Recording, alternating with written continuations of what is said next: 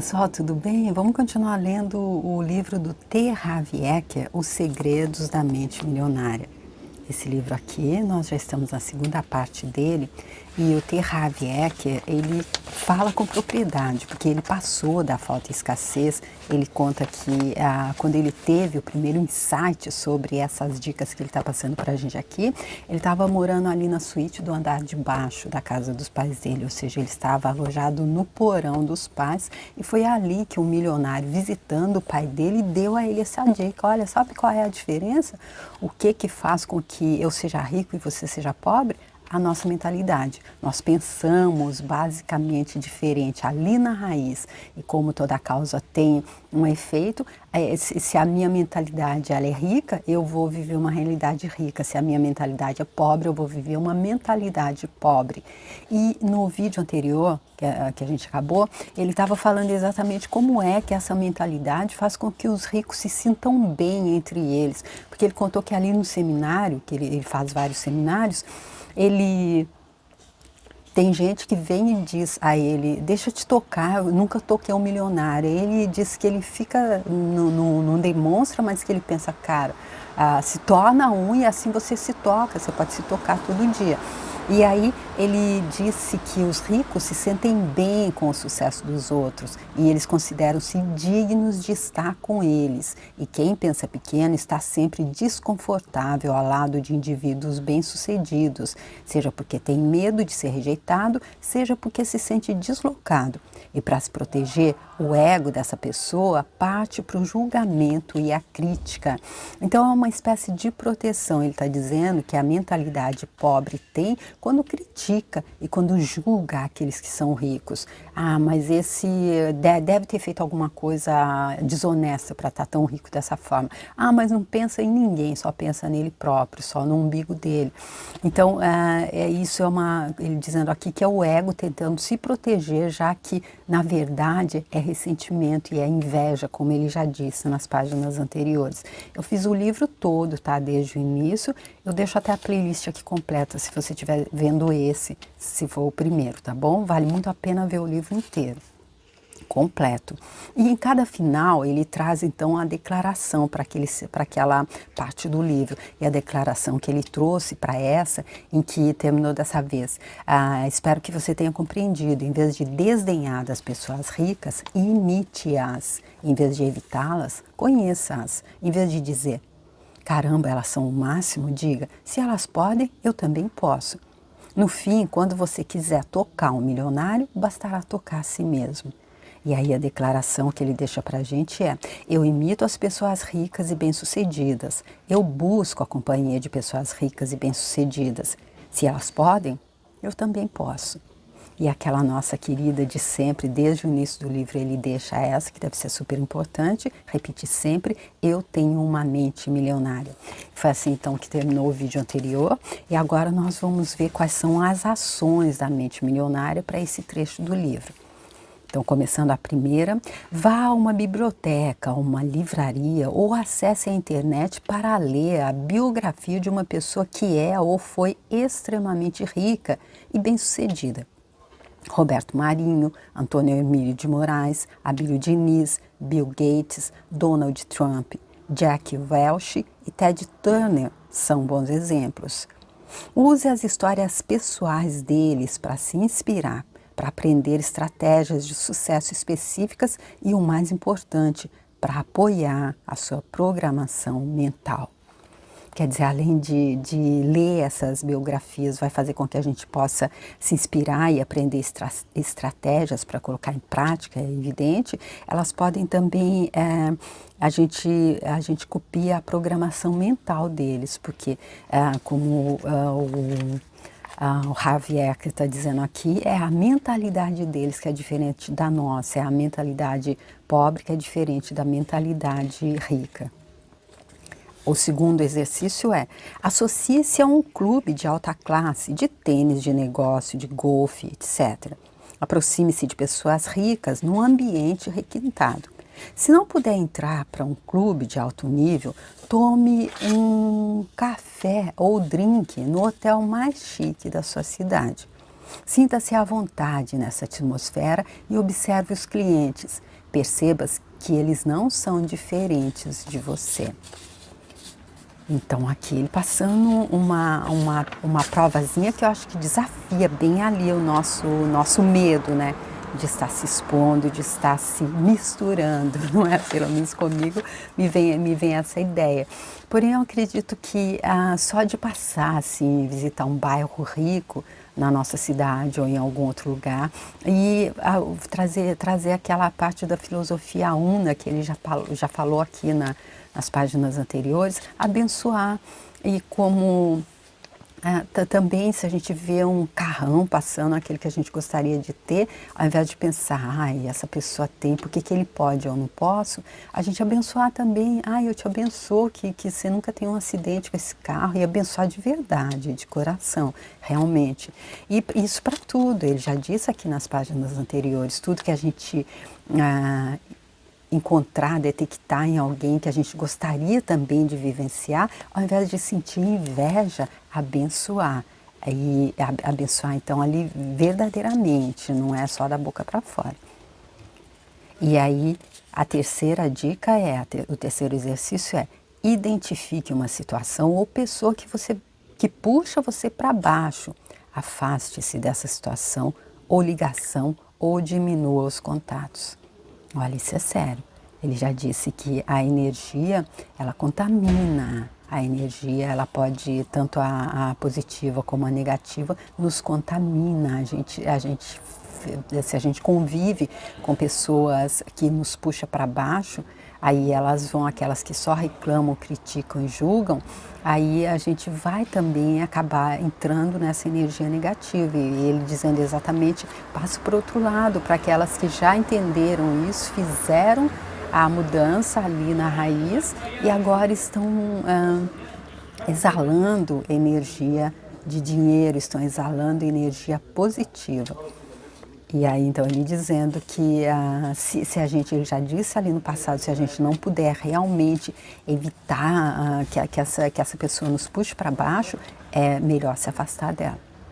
E a quarta é: pare de assistir a bobagens na televisão e fique longe de conversas destrutivas. Vê bem quais são os vídeos que a gente está vendo, não é nem televisão mais, é os vídeos todos que a gente passa tanto tempo agora na frente, não? O que é? Está trazendo algum... Está fazendo alguma melhora para a gente? Está ajudando a gente a evoluir ou não? E fique longe de conversas destrutivas. E o arquivo de riqueza número 8, a gente começa agora. Começa assim: as pessoas ricas gostam de se promover. As pessoas de mentalidade pobre não apreciam vendas nem autopromoção. Não gostar de autopromoção é um dos grandes obstáculos ao sucesso. Em geral, quem reage negativamente a vendas e promoção está na pior. É óbvio como alguém pode obter uma receita significativa com seu próprio negócio ou como representante de se não está disposto a deixar os outros saberem que ele, o seu produto e o produto dele existem. No caso de quem é empregado.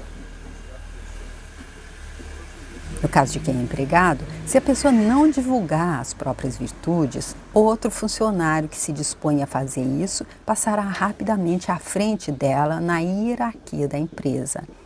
Então, aqui ele mostrando que para que a gente consiga, a gente tem que se mostrar. Isso eu entendi. Eu entendi na raça mesmo. Eu sempre pensei na minha vida, eu gostaria de ser, como que é, transparente. Eu pensava, eu queria que passar e que ninguém me visse.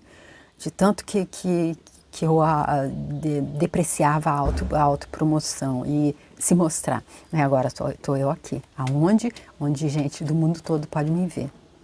Pode me ver. E aí então ele diz, como alguém pode obter uma receita significativa com o próprio negócio ou como representante de se não está disposto a deixar os outros saberem que ele, o produto dele e o serviço dele existem. Então, se a gente não se colocar no mercado, a gente não vai conseguir. Essa é a dica aqui então. E continua. As pessoas costumam ter problemas com vendas e autopromoção por vários motivos. Quem Quem sabe você reconhece um deles como o seu? Eu já reconheci aqui, e você? Primeiro, talvez no passado você tenha tido uma experiência ruim com alguém que tentou lhe vender algo de maneira inadequada. Essa pessoa pode ter forçado a barra, aborrecido você no momento impróprio ou se recusado a aceitar um não. O que importa, em qualquer caso, é reconhecer que esse episódio ficou para trás. Prender-se a ele não é útil hoje. Então, aqui ele trazendo uma dica, se a gente tem alguma aversão à venda, pode ser que a gente se traumatizou ali por alguma coisa disso que ele disse aqui. E aí, se é o caso, a gente deve reconhecer que ficou para trás, passou, não está mais aqui. E porque se prender em tudo, não só com essa experiência, qualquer experiência negativa do passado, não é útil no presente, que é só o que existe. Segundo, pode ser que você tenha vivido uma experiência decepcionante tentando vender algo a alguém que não estava nem um pouco interessado no seu produto. Nesse caso, a sua aversão a se promover é apenas uma projeção do seu próprio medo do fracasso e da rejeição. O passado não é necessariamente igual ao futuro. Novamente, ele dizendo que passou, passou. Agora vamos daqui para frente, porque no presente a gente só constrói o futuro.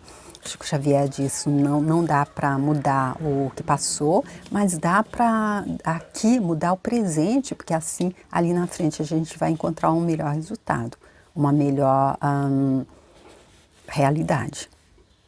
E terceiro, talvez a sua resistência se origine de uma programação transmitida por seus pais. Muita gente aprende que é falta de educação vender o próprio peixe. Mas no mundo real dos negócios e do dinheiro, se você não vender seu próprio peixe, ninguém fará isso no seu lugar. As pessoas ricas dispõem-se a exaltar as próprias virtudes e os próprios valores a qualquer um que queira ouvi-las e, quem sabe, fazer negócio com elas também. Então, aqui ele dizendo, tudo é venda nessa realidade. Então, é vender o seu próprio peixe. Talvez a gente tenha comprado essa ideia errônea, como ele já disse ali bem no início do livro, muito do que fez com que a gente tivesse essa programação mental para o dinheiro negativa em nós, são coisas que a gente recebeu do nosso meio, e especialmente dos nossos pais, aqueles que estão mais próximos e de todo aquele meio ali que a gente vai assimilando, especialmente quando a gente é criança. Então, ele disse que se a gente entendeu isso, que a gente é feio vender o próprio peixe, está na hora de repensar. E, finalmente, há quem se considere acima da autopromoção. Chamo isso de síndrome de superioridade. Atitude também conhecida como vejam como eu sou especial. Nesse caso, o sentimento é este: se os outros querem o que eu tenho, eles que me descubram e venham a mim. Os que acreditam nisso ou estão na pior ou estarão em pouco tempo, com certeza. Eles pensam que o mundo inteiro vai se virar pelo avesso para encontrá-los só porque tem um bom produto. No entanto, nunca ninguém vai saber que esse produto existe, pois a empáfia dessas pessoas não lhes permite anunciar isso a quem quer que seja. E o mercado está cheio de concorrentes. Talvez você conheça este ditado: faça uma ratoeira melhor e todas as pessoas virão bater à sua porta. Isso só é verdade quando se acrescenta outra frase depois, se elas ficarem sabendo que a ratoeira existe. Perfeitamente explicado, então. Se a gente tem aquela frase também, né? A propaganda é a alma do negócio. Então a gente pode ter até a melhor ratoeira, mas e se ninguém souber? Como é que as pessoas vão poder querer essa ratoeira e acessá-la e comprá-la e adquiri-la? Em geral, os ricos são excelentes na atividade da promoção, estão sempre dispostos a divulgar os produtos, os serviços e as ideias deles com paixão e entusiasmo. E também sabem como colocá-los numa embalagem atraente. Se você acha que isso é errado, então devemos proibir as mulheres de se maquiar e, aproveitando o embalo, acabar também com os ternos masculinos. Todas essas coisas não passam de embalagens. Ou seja, ele vindo aqui quase ali bem no início, como é que a gente vende a própria imagem, a gente se vende, por exemplo, se a gente vai à praia, a gente não vai vestido como se a gente for uma reunião de negócios, como se a gente for uma festa de gala. Então, a gente tem que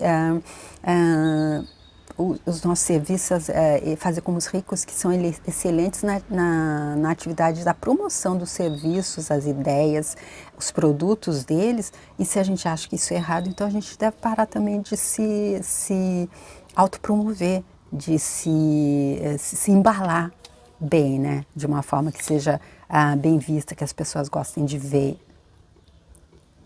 Robert Kiyosaki, autor de Pai Rico, Pai Pobre, diz que todo negócio, inclusive o de escrever livros, depende de vendas e observa que é reconhecido como um autor campeão de vendas e não como o melhor escritor. A primeira qualificação paga muito mais do que a segunda. É interessante esse ponto de vista aqui também, não? Né? Tudo depende de vendas. E ele, autor do Pai Rico e Pai Pobre, ele é reconhecido como o maior vendedor, campeão de vendas e não o melhor escritor. Mas ele diz que a primeira qualificação paga muito mais do que a segunda. É melhor ser um campeão de vendas do que ser o melhor escritor. Então é melhor saber vender o nosso peixe do que ser o que faz o melhor peixe, o que faz a melhor ratoeira. Será que é isso? Isso que eu entendi aqui. As pessoas ricas geralmente são líderes e todo grande líder é excelente em autopromoção. Para ser um líder, você tem que ter seguidores e pessoas que o apoiem. Portanto, deve ser capaz de convencer, inspirar e motivar os outros a adotar as suas ideias. Até os presidentes dos países precisam vender, essa palavra entre aspas, as ideias deles o tempo todo. Ao público, ao Congresso e até ao partido, para vê-las implementadas. E muito antes disso, se não as venderem a si próprios, em primeiro lugar, não conseguirão nem se eleger. Ou seja, além da pessoa vender a ideia dele, trazendo bem esse exemplo do político, se ele não tiver convencido ainda que tudo que ele esteja dizendo não vai se cumprir, mas ele está convencido de que ele vai fazer, ele está convencido de que aquilo é bom, aí ele tem que vender para o público, para o Congresso e para o partido, senão ele não se elege. Então, antes de tudo, a gente tem que estar convencido de que o nosso produto é bom, o nosso produto é o melhor, o nosso produto vai fazer do outro melhor, e vai fazer com que o outro, adquirindo aquele produto, que ele cresça, que ele evolua. Em suma, todo líder que não pode ou não quer se promover não ocupará essa oposição por muito tempo, ou esta posição por muito tempo, seja na política, nos negócios, nos esportes, nem mesmo em casa como pai ou mãe. Insisto nisso porque os líderes ganham muito mais dinheiro do que os seguidores. Princípio de riqueza. Os líderes ganham muito mais dinheiro do que os seguidores. Então, isso aqui é para ficar bem gravado na nossa mente, por isso que ele repete. Então, o que a gente quer, o que a gente deve se tornar, então? Um líder ou um seguidor? Perguntinha. O ponto crítico nessa questão não é se você gosta ou não de se promover, mas por que precisa fazer isso? Tudo se resume às suas crenças. Você crê de verdade no seu próprio valor? Acredita de fato no seu produto ou serviço? Está inteiramente seguro de que ele beneficia as pessoas para as quais está tentando vendê-lo?